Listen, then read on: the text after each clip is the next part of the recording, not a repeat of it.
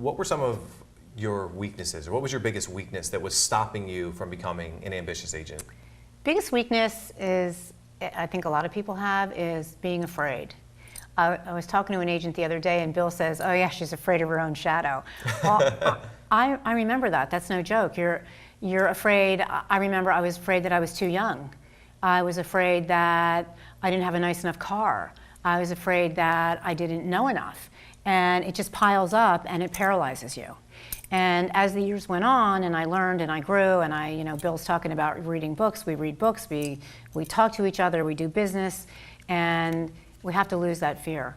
Also, years and years ago, I went to a seminar where I learned about the guts gauge. Do you know about the guts gauge? I don't. Tell me about it. There's a gauge, it starts down here, where you can ask questions like, hi, what's your name?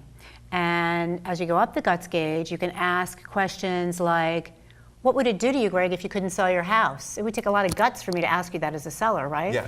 So I learned how to step out of my comfort zone with this guts gauge. Looking back at some of the things you talked about, like being scared about the car you drove or being scared about what you were wearing, looking back, did any of that matter at the end of the day? No. But it was huge at the time. It was huge. I drove a really crappy car. I drove a car that sat on the ground like this and it was yellow and it had brown plastic seats. And I remember I would walk out to my car with someone and they'd look at my car and they'd say, oh, I'll drive. But it all worked out. Yeah. There's always a way to get around it.